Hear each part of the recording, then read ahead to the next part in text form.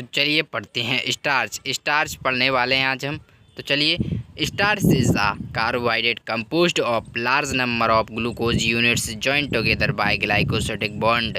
यानी कि जो स्टार्च होता है वो एक प्रकार का कार्बोहाइड्रेट है जो ग्लूकोज की यूनिट से बना होता है, large number of glucose unit से बना होता है। इस बॉन्ड को क्या कहते हैं, जो इनके बीच बॉन्ड होता है उसे कहते हैं glycosidic bond. It is a natural polysaccharide that serves a primary energy storage molecule in plant.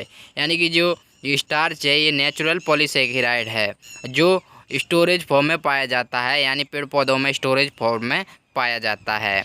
Starch is found in seeds, roots, tubers and some fruits. यानी कि यह बीजों में एंड फलों में पाई जाती है।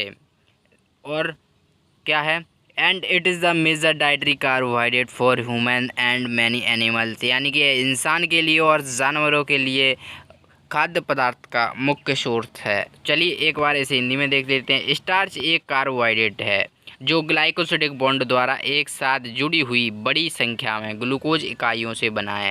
यानी कि ग्लूकोज की इकाइयों से मिलकर क्या बनता है, स्टार्च बनता है, जो कि एक कार्बोहाइड्रेट है।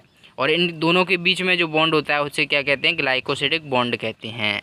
यह एक प्राकृतिक पॉलीसेकेराइड है, यानी कि इट्स अ नेचुरल पॉलीसेकेराइड जो पौधों में प्राथमिक ऊर्जा भंडारण अणु, यानी कि ये स्टोरेज फॉर्म में पाया जाता है पेड़ पौधों में। स्टार्च बीजों, जड़ों, कंदों और कुछ फलों में पाया जाता है और यह मनुष्यों और कई जानवरों के लिए मुख्य आहार कार्बोहाइड्रेट है। तो चलिए अब देख लेते हैं सोर्स ऑफ स्टार्च। यानी कि स्टार्च हमें कहाँ कहाँ से प्राप्त होता है। सबसे पहले ग्रेन्स में राइस, व्हीट एंड कॉर्न। यानी कि जो अनाजों में हैं उसमें से हमें राइस में से मिलता है स्टार्च, व्हीट यानी गेहूँ से, कॉर्न से, ट्यूबर्स यानी कंद रहते हैं जैसे कि आलूओं में भी हमें स्टार्च प्राप्त होता है।